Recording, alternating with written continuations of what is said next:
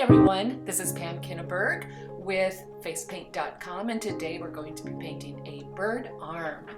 And really, I'm just encouraging you to practice. And so this is what I sat down to do, and practicing my lines and my techniques. And I'm going to start with the Craze Light Blue, the magenta, and the orchid. And we're going to do sort of a watercolor effect.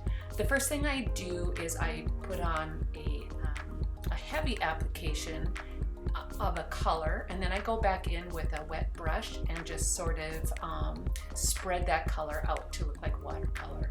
And then you can come in with another color and do the same process, just sort of make that wet and mix it with the blue, which will create, of course, more of a purple color.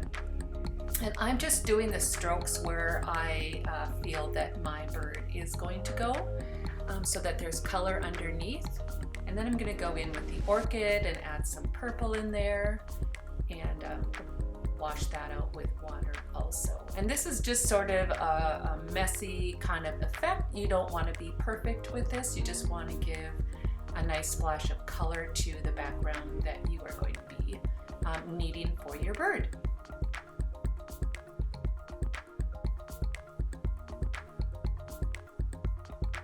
Spread it out, add a little color on top of color, just to mix those colors in and to give some dimension to that color.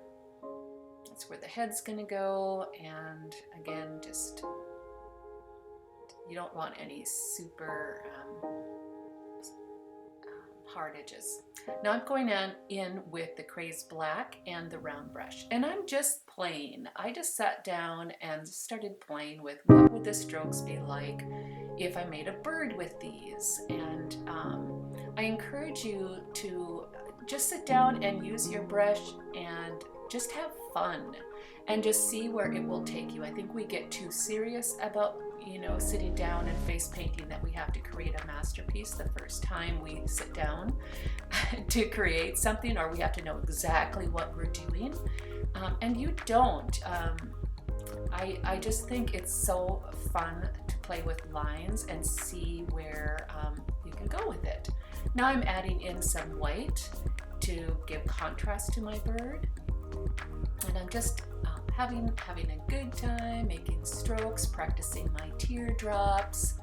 And this #1 Craze brush is really good for these smaller lines, and it makes nice, crisp teardrops.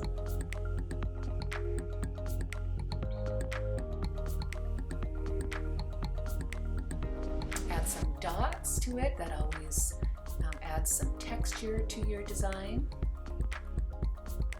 So I'm adding in just little dots to help that flow, that movement of what the wings would be doing and the tail as they flutter on a bird. And now I'm taking the Maya Blue and I'm going to add some line work around the outer edges. So again, just play with swirls, play with shapes. It's amazing what you can do if you sit down with no expectations, because then the pressure is off and you can just play. And this bird is kind of my result of when I sat down and just played with lines and color. Practice, practice, practice, because we know that helps us get better and better.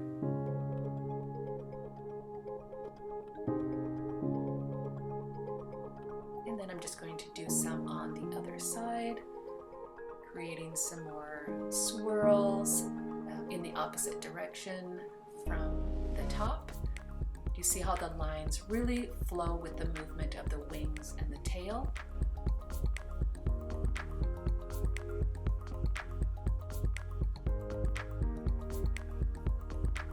And that blue helps add some color and contrast to the design.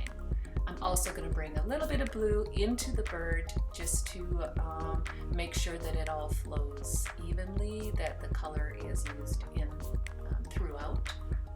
That just helps with balance and color placement.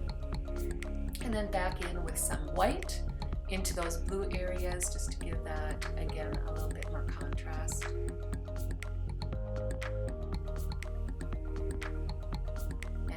relaxing come to life.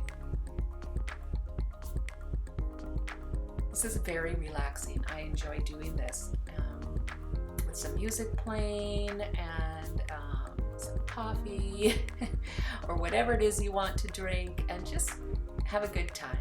And if you want, you can put some glitter on here. It doesn't really need it, but if you want it to sparkle, I'm just adding some cream glitter that can go on top of paints and around, and then you've got a sparkly little bird that you really enjoyed doing. Happy painting, everyone!